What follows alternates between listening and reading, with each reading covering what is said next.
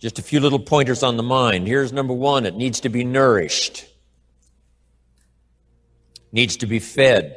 There's an Old Testament phrase that says humans cannot live just on bread alone or food alone. Dogs can, a crocodile can, a spider can. Humans cannot exist just on food. Here's what it says. Humans also need words. Words nourish the mind. Words give life. Words create insight. Because there's more than one way to see.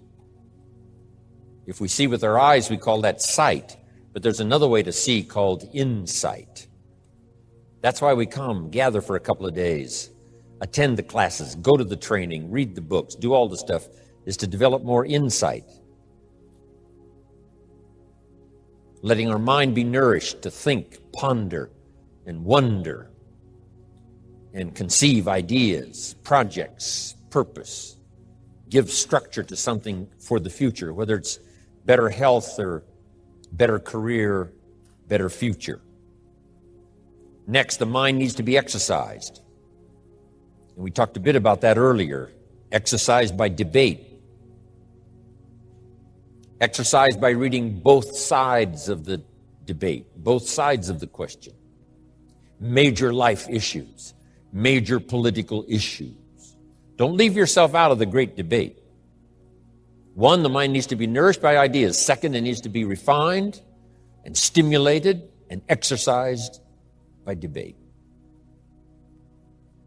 We need both sides of the human drama represented. The reason why the Bible is such a classic book in studying all kinds of stories is because the Bible is full of stories on both sides, the evil side and the good side. The Bible said, Old Testament said, this king came to power and he was a good king and he ruled for 18 years. And then it says the next king came to power and he was a bad king and he put up idols.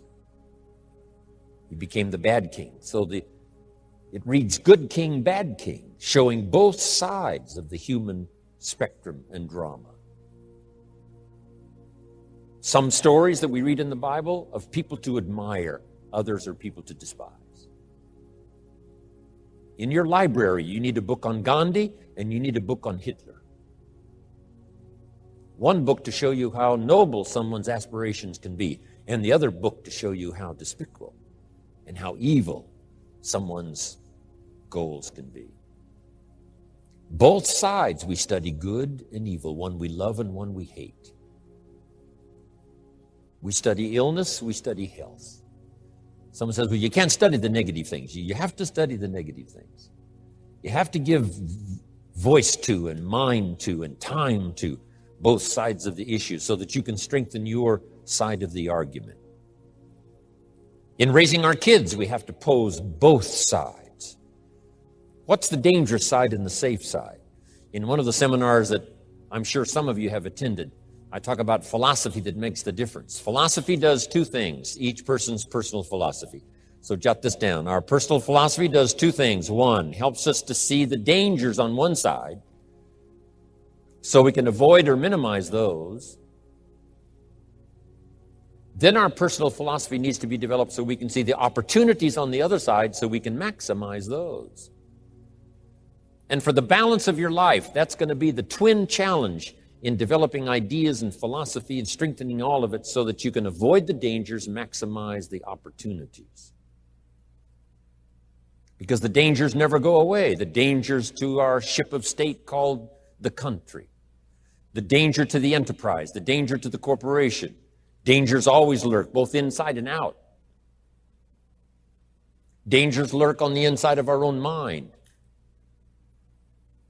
When I was a kid, they used to have those little cartoons of a little boy with a gremlin on one side and a little angel on the other side. And the little devil, the little gremlin said, go ahead and do it, it's okay. Little angel said, no, no, no. So when kids are young, they've got this debate to engage in. Should I or shouldn't I? One voice says, go ahead, and the other one says, no, no. So we hope as the years pass and as the classes pass, and as we go from grade 1 to grade 2 to grade 5 to grade 10, we will learn more as Abraham said, to listen to the better angels of our nature, to appeal to our conscience, and let our conscience help, along with God and whatever else you belong in that has good influence on helping to make right decisions, avoiding the evil one, avoiding the danger, the dark side, and appeal to ourselves to engage in the positive side, the opportunity side. The battle of the mind is significant for us every day, what to think, what not to think. My mentor, Mr. Shove, said, stand guard at the door of your mind. And you decide what enters. You decide what to fill up your mind with, because it becomes the material with which you build your future. So, engaging the mind to make rational decisions about life. Beware of the thief on the street that's after your purse, but also beware of the thief in your mind that's after your promise. The thief in your mind that says you're too short, you're too tall, you've never done it before. What makes you think you can do it now? It's not going to work for you. Someone else could find the book, you'll never find the book. If you found the book, you wouldn't read it. If you did read it, you wouldn't understand it. That's stuff that goes on in our mind. So jot down this key phrase. It's one of the best for the day. Whatever you do, don't become a victim of yourself. As you engage in this debate, what to eat, what not to eat, where to go, where not to go, what to say, what not to say, what to do, what not to do. Make sure that you strengthen the positive side of this argument with yourself so that day by day you become healthier, day by day you become stronger, day by day you become wiser. Day by day you build a better shield and immunity. An inside immunity to ward off disease, but an outside immunity to ward off all the negative and all the trash and all the stuff that would not enhance your personal development nor your promise for the future.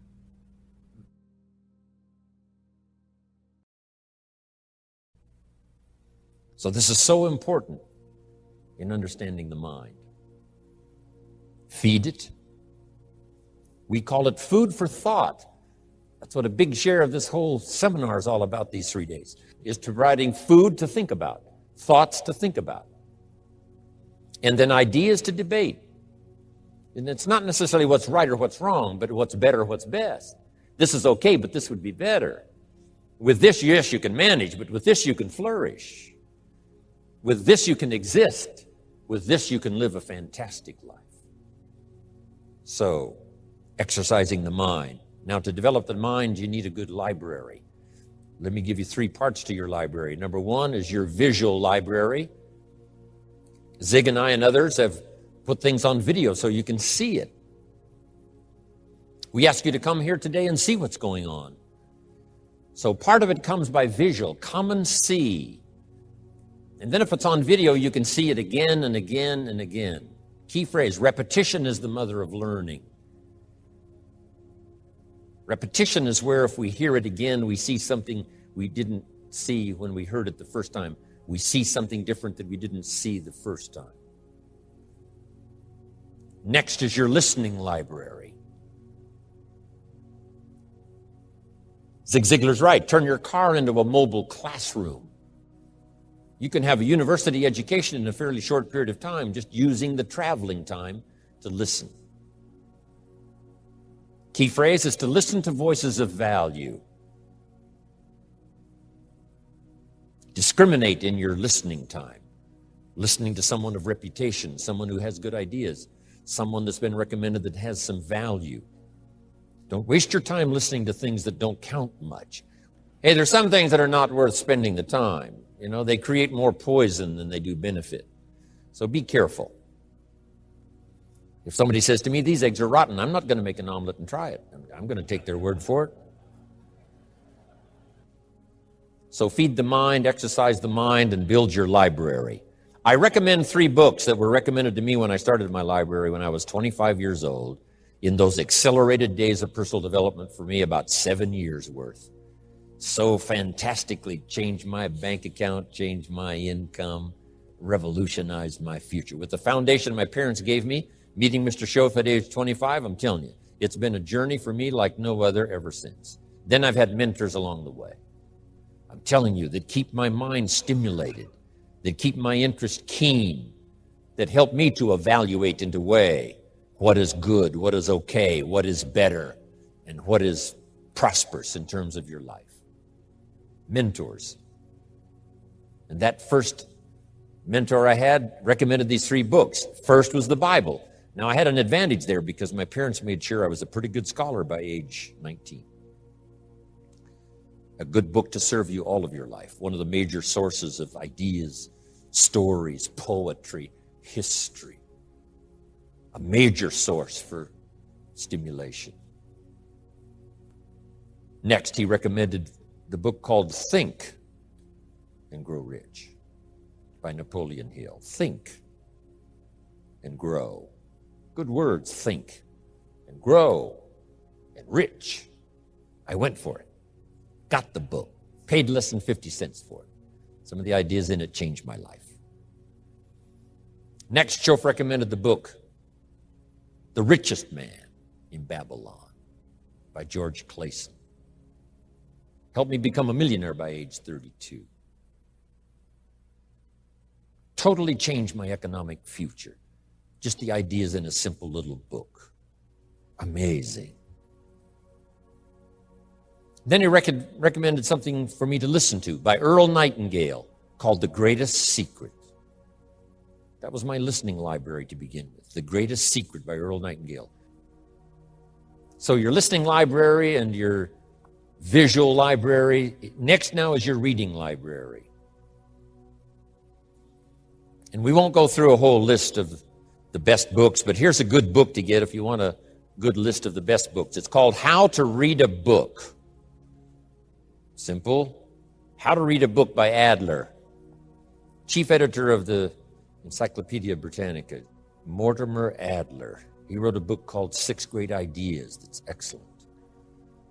He wondered, are ideas tangible? Are ideas real? Or are they nothing? But he wrote this book, along with another author, How to Read a Book. Now, if you master this book, you can get so much more from a book. Now, it's a kind of a tough book to get through, but it'll give you some ideas on how to take a book and get the most out of it. Take a book and get the most out of it. But in this book is also a list of what he calls are the greatest books ever written. And I've used that book, that list, as a centerpiece for my library. It's got the classics, which I missed. I only went to 1 year of college, so I missed a whole bunch of stuff. I started making up for that by collecting these best books ever written. Interestingly enough, on that list is Old and New Testament. On every scholar's list, East or West. You just can't miss those as major sources. In addition to that, there's a book called Lessons of History, written by Durant. And I offer it because it's one of the classic writings of all time. You may not agree with his premise, but you certainly have to agree that it's one of the best well-written books ever. He and his wife wrote about 11 volumes on civilization. Take a speed reading course, you can get through those. But this little book, Lessons of History, is sort of a summary of their ideas on history. It's a classic. Then a classic I think most everybody's got. It's called As a Man Thinketh by James Allen, where each sentence is a seminar.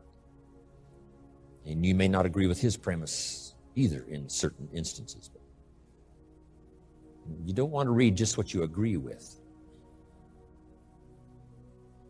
And not just to read the positive. Make this note. You cannot live on mental candy.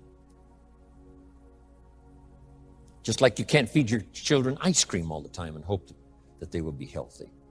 So you cannot live on mental candy. Someone says, well, I just read the positive stuff. That's not enough. And the reason is because you need to know both sides of the issue.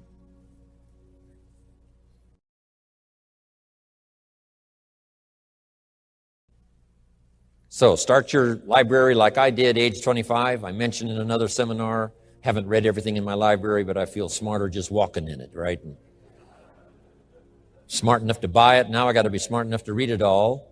Then I got to be smart enough to sort through and decide what's valuable. So make that the next part now. In part of personal development for the mind, you've got to sort through what you read, what you see, and what you hear, and decide which of all of that is valuable for you to try and do and master. This is where being a student comes in. Not a follower, but a student. You read one book on good health, and it says, do what this book says, you'll live forever. You read the next book on health and nutrition, and it says, if you do what that first book says, you'll die young. So someone says to me, Mr. Rohn, which of these books should I follow? Jot this down. Neither one. Don't be a follower. Read both books and make up your own mind. Here's what's important in the final analysis. One of the best phrases for the day, I got this from my Canadian friend Harold Dyke, who gave it to me, and I've used it all these years. Here's what he said. Make sure what you finally do is the product of your own conclusion. Make sure what you finally do is the product of your own conclusion. Meaning you don't just follow, but you listen to both sides of the argument. You listen to the controversy. You try to master the points on both sides or three sides or whatever. Then you start charting your own course. It doesn't say you'll make always the right decision on what course to take or what to do. You can refine as you go. But make sure that what you do is the product of your own conclusions. Conclusions from the debate. Conclusion from what makes the best sense to you to try. Now, jot this down. Also give yourself a chance to change. Some things I held on to that I thought this was it. I'm telling you, after a while I gave it up, found out it wasn't it. So give yourself a chance to change. Refine your philosophy. Refine your direction. If you'll give yourself a chance to do that, here's what will happen down the road a ways. A new door will open that you haven't discovered before. Give yourself a chance to change. Reevaluate. So let your library be a testimonial of your dedicated interest in accelerated personal development, that you will read whatever you have to read. You will hear whatever you must hear, and you will watch and see whatever you must see in order to make your life refined and worthwhile and achieve all of your purposes. It takes a lot of effort to learn. It takes a lot of effort to grow. It takes a lot of effort to decide and debate. But jot this down. It's all worth the price. Whatever stimulates you to think, whatever stimulates you to wonder, whatever stimulates you to react or even to debate, even if you hear something you say, well, that's not right. See, that's still valuable. It means you're awake. It means you're alert. It means you're alive. It means your mind is ready to take on something, whether it's agreeable or not agreeable. Something right, something wrong. Who cares what it is? We've got to listen to a variety of voices. And some are going to come from the left, and some are going to come from the right. And some are going to come from mysterious sources.